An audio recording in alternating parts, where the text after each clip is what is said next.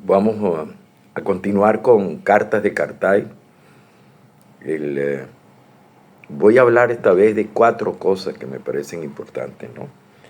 Una es el caminar, la caminata.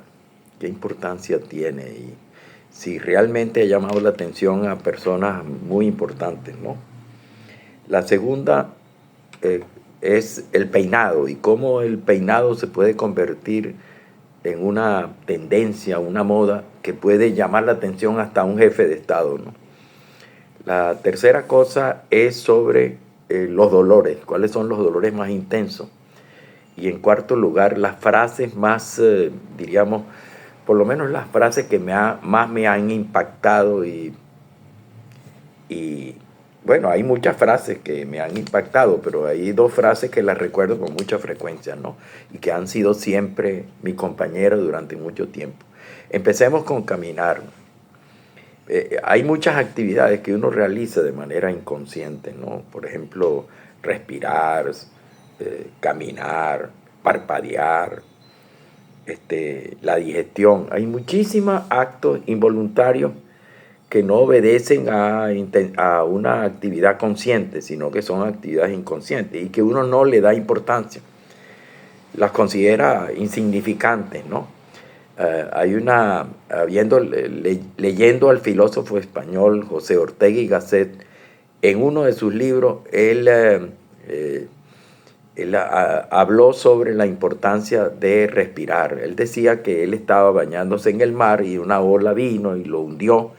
Él se sintió ahogado, se sintió que se iba a morir. Y entonces fueron momentos desesperantes y por fin él se salvó y, y escribió sobre el hecho de que uno debe dar importancia a cosas que parece que son insignificantes o simples, pero que son absolutamente necesarias, ¿no? Como el acto de respirar. El hecho de haber estado a punto de morir ahogado, pues le hizo pensar que respirar era bastante importante. Yo nunca le daba importancia al caminar. Caminar es una cosa tan rutinaria, ¿no?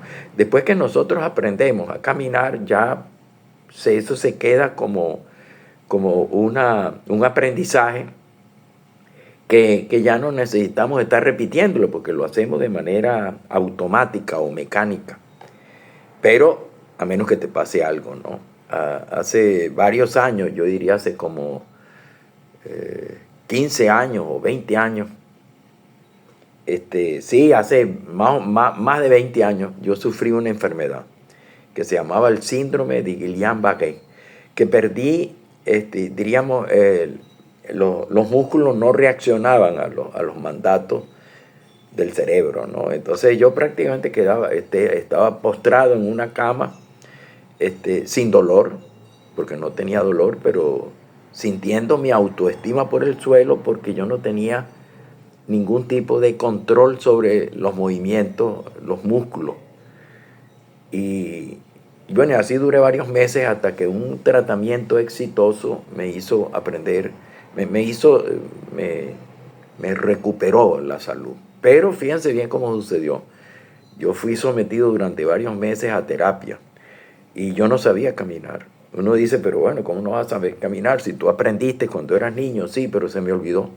Fueron meses de inmovilismo, en terapia, en cuidados intensivos en un hospital, hasta el punto de que perdí no me acuerdo cómo caminar. ¿Qué significa caminar? Caminar es poner un pie adelante y luego el otro pie adelante y un pie adelante y un pie atrás, un pie adelante y un pie atrás. Pero ¿cuál es el primero? Entonces a mí me llevaban me llevaban a un estadio que había donde todo el mundo caminaba por la mañana para hacer ejercicio y yo me sentaba, era a ver cómo se caminaba. Es decir, me hacía varias preguntas. Primero, ¿cómo era eso de los pies, uno adelante y uno atrás, uno adelante y uno atrás? Es una cosa tan obvia, pero también me llamaba mucho la atención el hecho de cuánto debía yo subir la pierna o el pie para no tropezar con la calzada y para caminar sin problema. ¿Y cómo debería yo subir el pie para gastar la menor cantidad de energía posible? Porque si usted sube la pierna como si estuviera marchando, usted para caminar gastaría muchísima energía.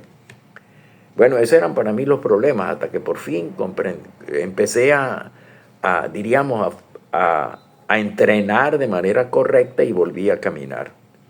Pero siempre a partir de allí le di mucha importancia a la caminata, a lo que ustedes seguramente no le dan importancia porque es muy fácil caminar, pero para mí no era fácil. Recuerdo que los primeros días de entrenamiento o de terapia, la instructora, porque era una instructora, me dijo que me acostara. Me acostaron en el piso y me dijo, levántate. Y yo no sabía cómo levantarse. Tuve que preguntarle, ¿cómo hace uno para levantarse? ¿Cuál pie o cuál pierna sube primero, se levanta? ¿Y dónde se apoya en el piso, en el suelo? ¿Cuál brazo apoyo yo o cuál mano? ¿De qué brazo? Y entonces, entonces me dijo, no, hazlo como puedas, como tú creas que puede ser. Y efectivamente hice varios intentos fallidos hasta que por fin logré controlar un primer movimiento acertado. Entonces puse el brazo, me apoyé, fui subiendo las piernas y luego después de subir las piernas en conjunto, logré poner un pie en el piso para apoyarme mientras el otro permanecía adherido, no pegado al piso, ¿no? Y así fue que aprendí otra vez a caminar, aprendí otra vez a levantarme. Bueno, esa es una cosa diríamos, tan notable, que uno de los escritores que yo admiro más, que Henry David Thoreau, que es uno de los filósofos contemplativos, poetas y ensayistas norteamericanos, escribió un libro que se llama El arte de caminar, donde él hablaba del arte de caminar, pero él no se refería a lo que yo me estoy refiriendo, se refería a algo más contemplativo, más bien al hecho de que caminar significa adentrarse en un camino con árboles, con vegetación, entonces uno sentir el olor de la tierra, sentir la armonía del piar de los pajaritos, etcétera, etcétera. Es lo que significaba estar en contacto directo con la naturaleza. Y eso era posible porque uno podía caminar y adentrarse en el bosque, conectándose con la naturaleza. Y y eso, pues, por supuesto, ahí ustedes ven que hay varias reflexiones que llevan el caminar. Uno, aprender a caminar como movimiento involuntario, pero aprendido. Pues eso es la memoria instantánea que llaman, automática. Luego, el caminar como un aprendizaje, ¿sí? Nosotros no nacimos caminando, y entonces uno después entiende que la neurociencia le explica que eso es un conocimiento que es aprendido. Al principio gateábamos, y luego nos levantamos y empezamos a caminar con la ayuda de los padres que nos estimulaban a dar pasos con mucha torpeza y miedo, porque uno siente miedo cuando empieza a caminar. Bueno, eso lo volvía yo a sentir cuando era niño, volví a sentirlo de ahora, cuando hace 20 años lo volví a sentir, ya un hombre de 60 años, lo volví a sentir cuando estaba recuperándome de la enfermedad del caminar. Segunda cosa que vamos a hablar ahora es cómo hay, en las épocas son marcadas por las modas en la indumentaria y particularmente por las modas en el cabello. Entonces, ahí, por ejemplo, hay libros que hablan de cómo la costumbre de peinarse y la forma de peinarse pues pueden designar o pueden representar o pueden estar, diríamos, relacionadas con una época, una época histórica desde el punto de vista del desarrollo social. Ustedes tienen, por ejemplo, los 60, empezó a utilizarse de manera muy frecuente los jeans vaqueros, los pantalones, los blue jeans, como prenda de vestir. Luego en los años 70 se utilizó muchísimo, los jóvenes sobre todo, utilizaba mucho el corte afro, que nosotros le decíamos la tumusa, y eso estaba acompañado por una especie de un estilo de rockero. Luego en los años 80 se puso de moda los vestidos con hombreras, que eran hombreras acolchadas, que le daban diríamos, un aspecto diferente al cuerpo de la mujer. Y se empezó a utilizar de manera regular la laca para mantener fijos los peinados. En los años 90 se estableció la moda de la ropa arrugada, es decir, ya se acuerdan ustedes como uno al principio se preocupaba mucho porque la ropa debería estar completamente bien planchada, se utilizaba hasta almidón de yuca para mantener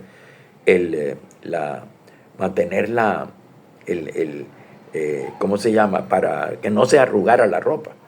Bueno, llegó un momento en que uno andaba con la ropa diríamos, intencionalmente arrugada, como si hubiese dormido con la ropa puesta. Pero lo más dentro de todas esas costumbres, la más, diríamos, resaltante, sobre todo en relación con la moda, fue una moda que impuso en el 1940 una artista de cine llamada Veronica Lake,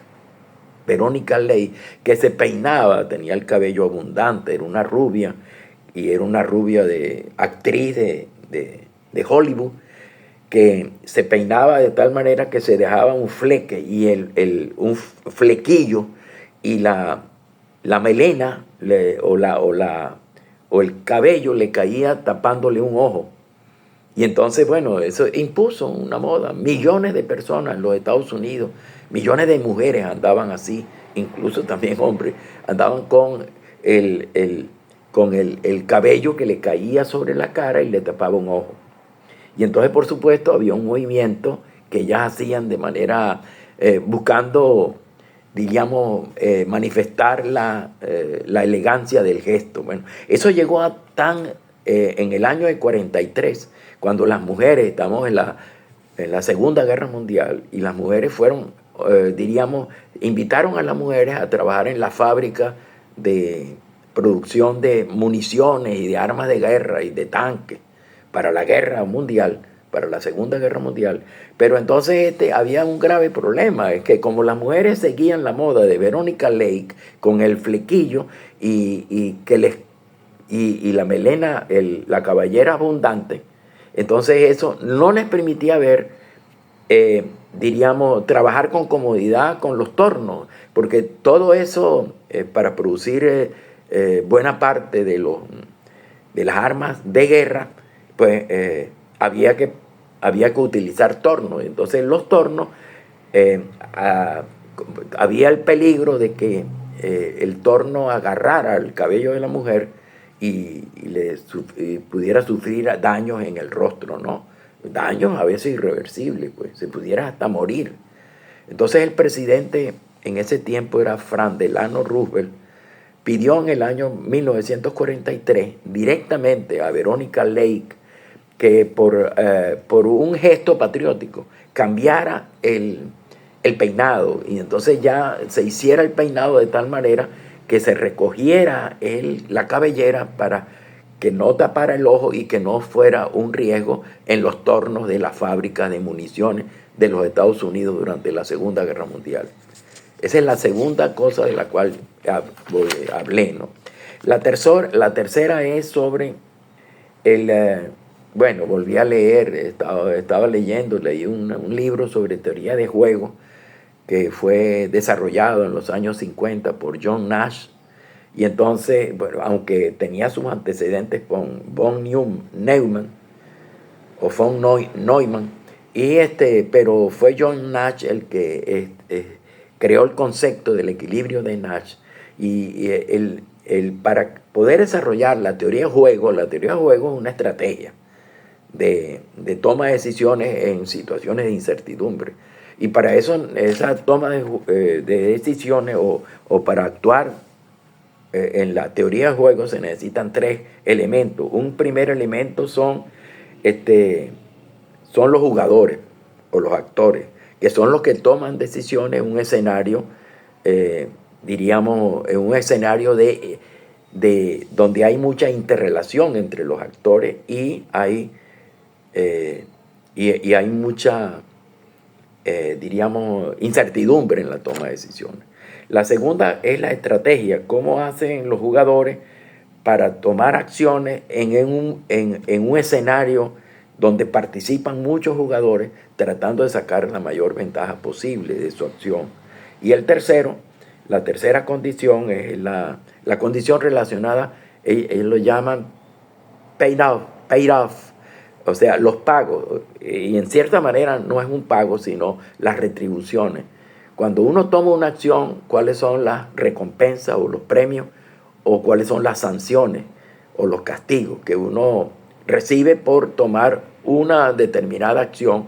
Porque todo se trata, la teoría del juego se trata de tomar decisiones en un mundo donde hay mucha incertidumbre y donde hay dos grandes, diríamos, como escenarios. Un escenario de la competencia y el otro escenario es el de la colaboración.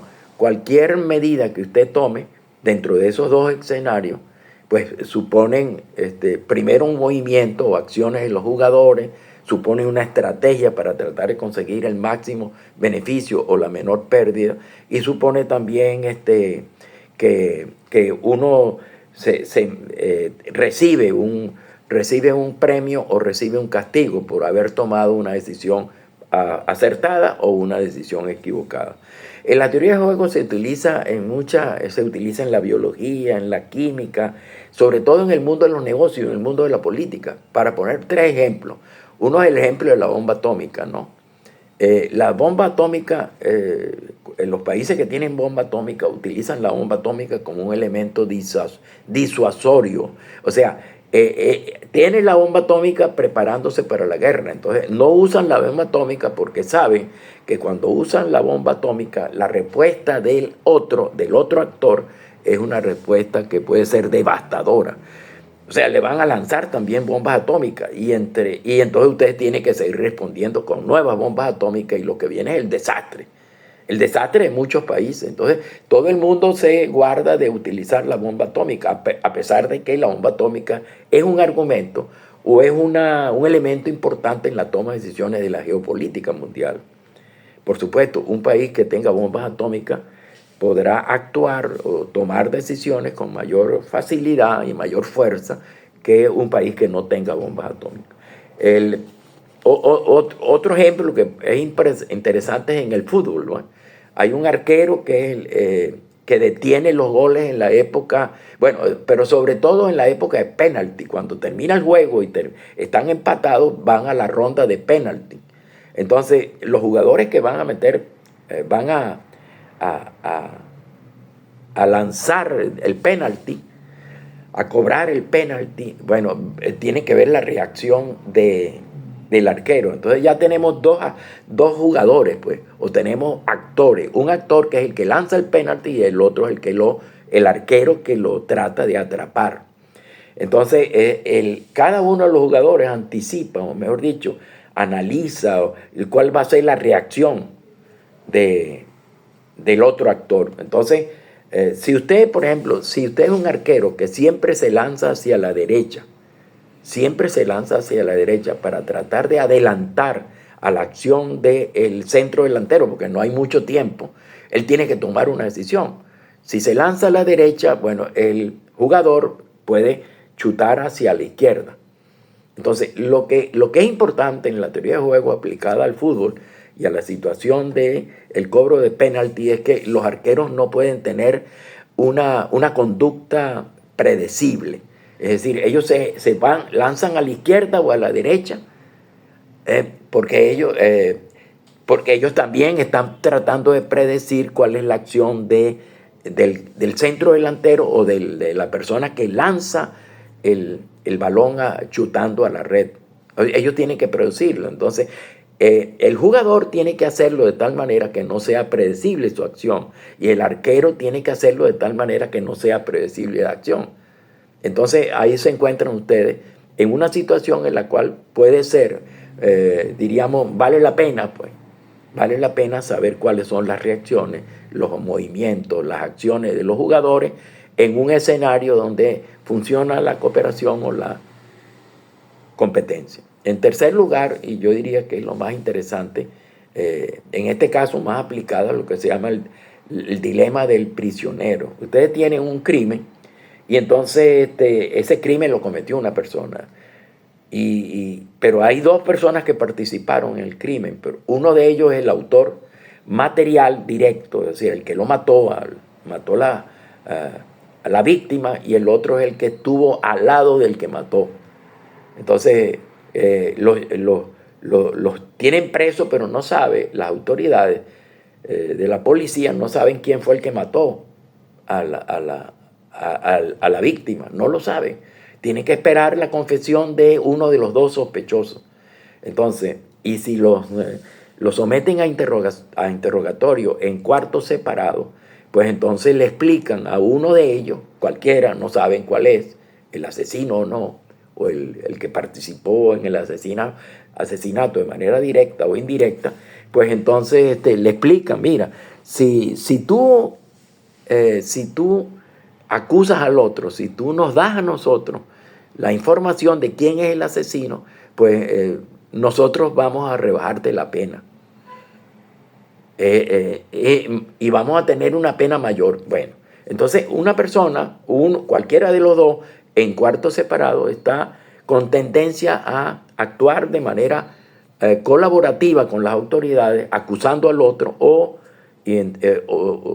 y traicionando al otro, o quedarse callado. Si los dos se quedan, como hay una pena, la pena es máxima cuando se sabe quién es el criminal. La pena es relativamente menor cuando no se sabe quién es el criminal, pero se sabe que hay sospecha de los dos.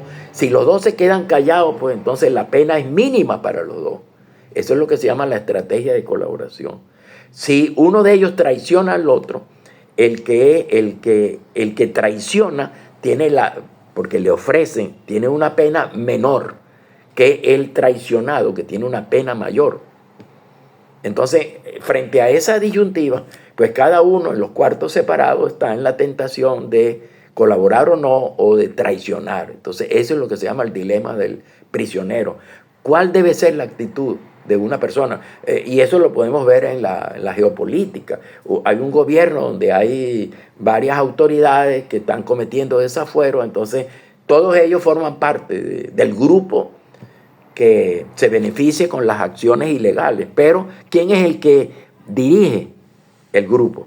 Entonces uno de la gente del grupo está tentado a entregar al jefe del grupo para bajar la pena que a él le corresponde. Pero igual el jefe del grupo tiene la tendencia también a decir que él no es, sino que son los otros, para tratar de bajar su propia condena. Entonces, bueno, es una situación donde hay que tomar decisiones con la característica de que las decisiones se toman por individuos racionales.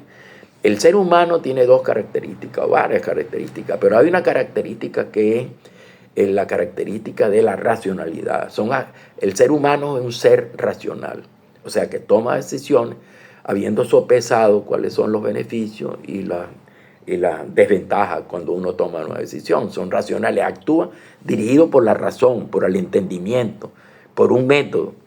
Bueno, y la otra característica es la característica de la sociabilidad. Todos los individuos son sociables, pero sin embargo hay unos individuos que son como lobos solitarios. Entonces, el lobo solitario es una persona que no tiene mucha relación con el grupo donde él vive, y entonces es como un lobo solitario. Mientras que hay otros que están, como muchos de nosotros, siempre se afincan en sentimientos de pertenencia a un grupo, como por ejemplo la amistad, el parentesco, el amor, etcétera, etcétera. Pero hay personas que no le toman en consideración eso. Además, en los seres humanos, a veces uno no funciona de manera racional, sino que funciona por emotividad, de manera subjetiva. No la objetividad del racional, sino la subjetividad del que toma las decisiones guiado por las emociones, y son impredecibles. El ser humano es muy impredecible.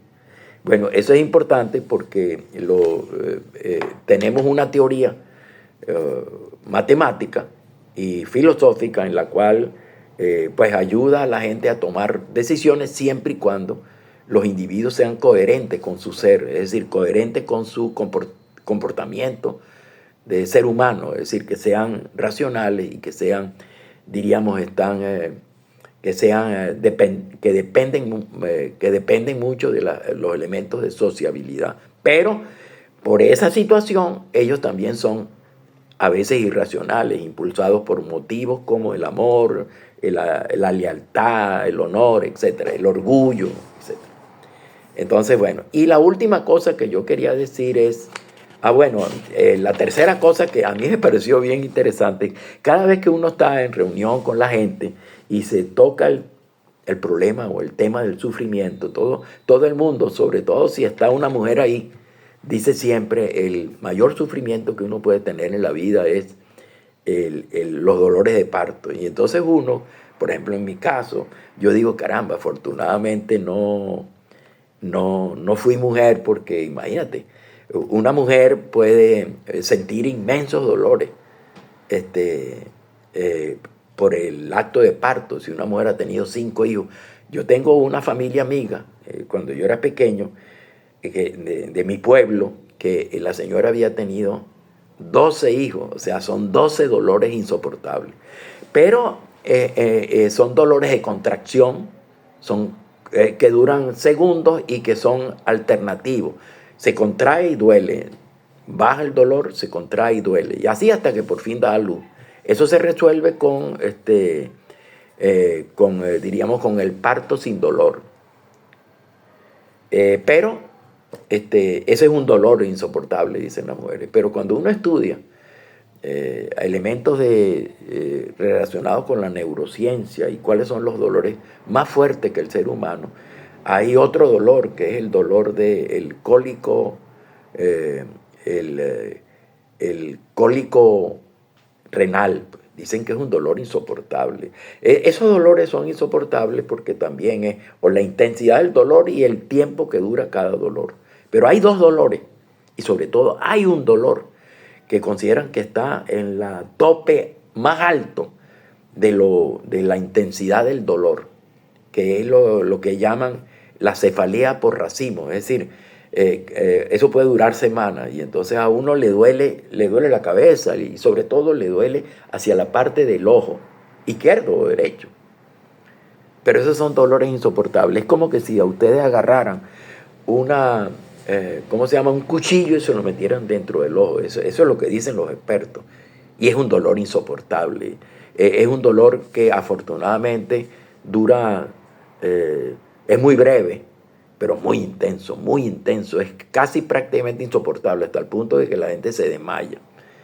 Eso es lo que se llama cefalea por racimo. Por racimo, porque cuando una persona atraviesa por la etapa de cefalea de ese tipo, pues durante varios días y a la misma hora de cada día le da un dolor exactamente igual o parecido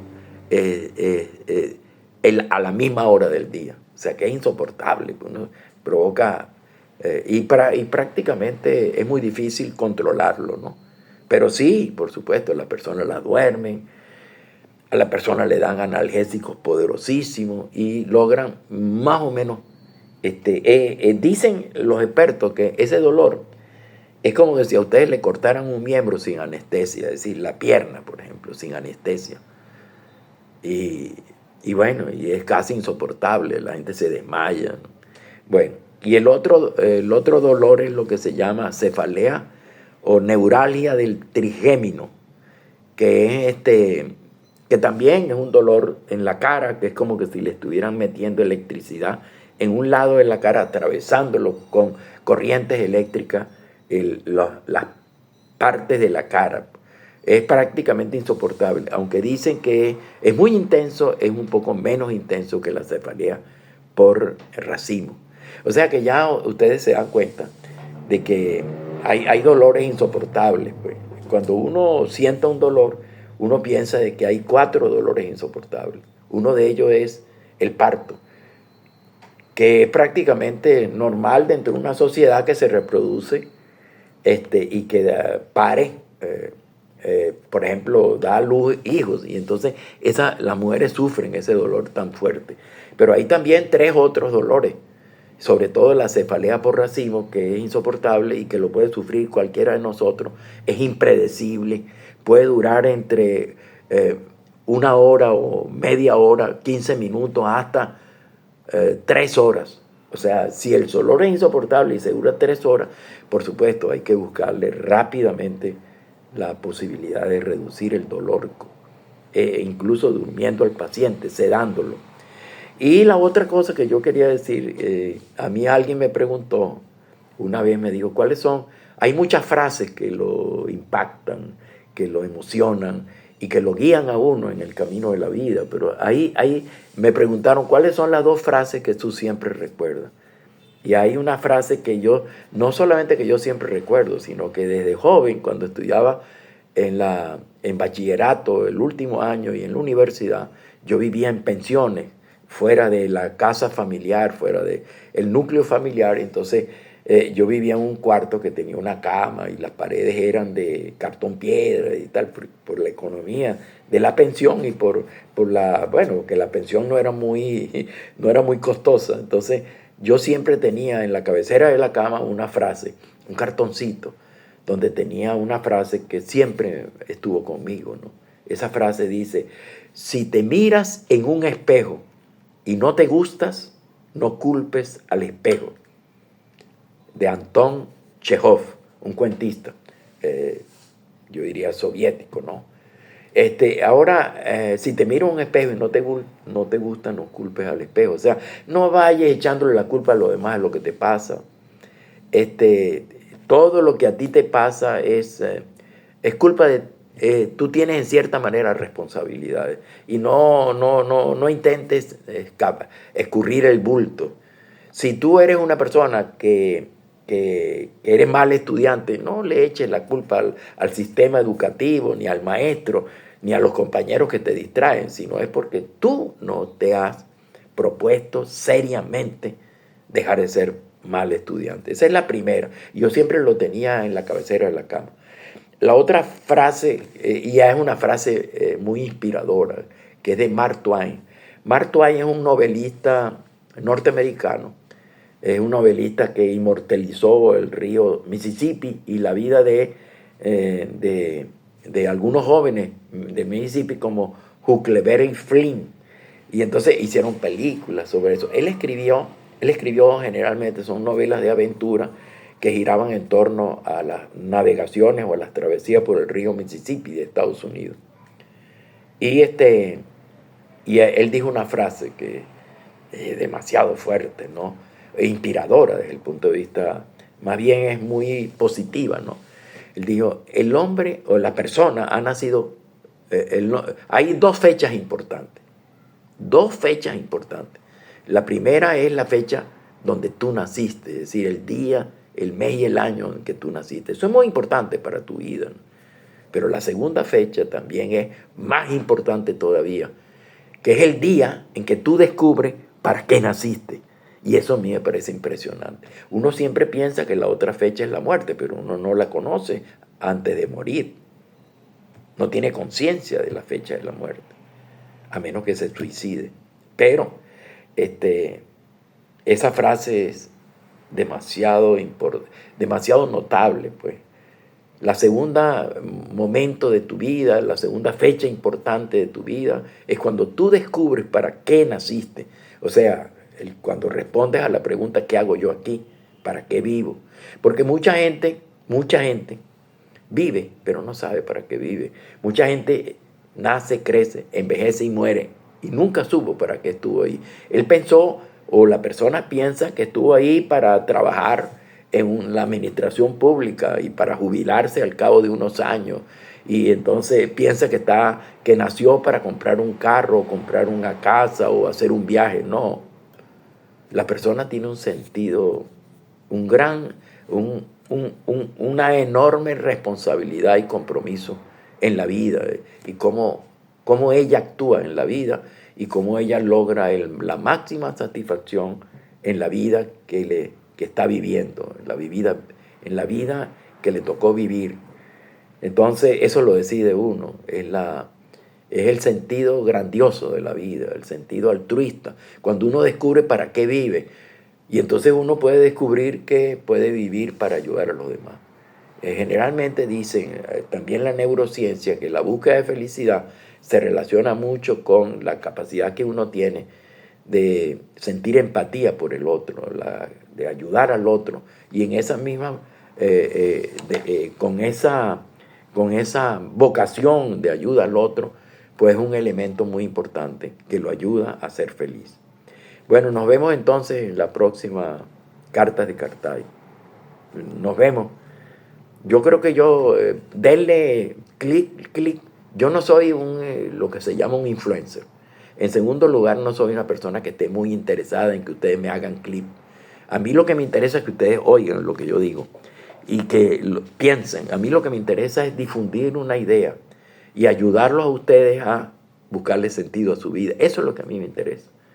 Yo no pienso que voy a durar muchos años trabajando en esto, buscando muchas vistas para poder ganar la vida. No. Yo simplemente lo hago y posiblemente llega un momento en que sienta que ya no tiene sentido lo que yo estoy haciendo, o mejor dicho, perdió el sentido de lo que hago, y entonces paso a otra acción buscando otro nuevo sentido de la vida. O sea, algo que me haga feliz, algo que diga para qué yo estoy acá. Eso es lo que a mí me interesa.